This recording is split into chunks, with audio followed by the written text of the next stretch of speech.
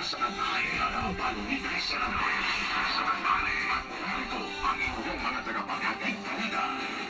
Umahalaw, siksik sa mga bagong balita. Brigada Balita. Headlines.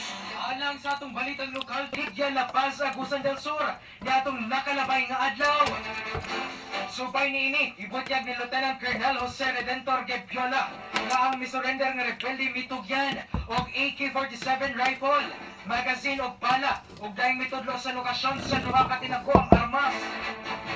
Subay ni ini, nadiskubre ang mga armas sa duha ka dapit. Di nakuha ang duha ka M1 Grand Rifle, 80 ka bala ug 8 ka cartridge clips. Samtang gipadag ni Major General Michel P. Anayron Jr. na pag-surrender sa mga rebelde, nagpamatuod sa kalampusan sa mga programa sa gobyerno. Di naman maningog akong kauban, guys. Enhanced Comprehensive Local Integration Program May tata. naghatag og Ug si Malot. Si Malot, oh. Malot. Local news. Samtang gipahigan sa Provincial Peace and Order Council sa Agusan del Sur ang second quarter meeting nga gitampungan sa mga opisyal sa lokal nga gobyerno, kalupisan, kasundaluhan ug mga stakeholders sa Agusan del Sur aron mapalig-on ang kalinaw ug hapsay sa gikabutyag nga probinsya natong nakalabay nga adlaw. Ipasugda sa meeting ang update sa Mpox virus. Diin si Dr. Jacqueline Francis Mombir sa Provincial Health Office.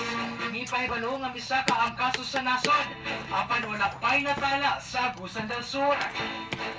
Sa pikas bahing, giawhag ni Governor Santiago P. Cani Jr.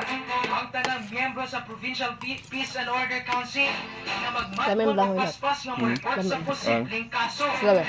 Samtang atol usab sa panagtigom, naghatag og report ang DPWH Regional Office sa pre-blocking sa Maharlika Highway isip kabahin sa preparasyon sa palarong pambansa 2026. Brigada Local News. Brigada Regional News. Headlines. 3 anyos nga batang lalaki patay human na lumos sa sapa sa dakbayan sa Toledo. Sa report ni RJ Mahusay, gikan sa Brigada News sa Fan Toledo. I-brigada mo! Kabalo mo ka kasi ba? Sa Toledo City.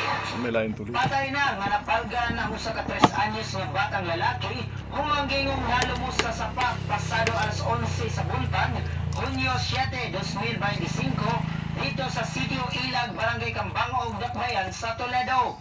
Ang maong batang nalumos giilang si alias Rael, 3 anyos, residente sa Sitio Buswang, Barangay Kambangog, sa naisgutan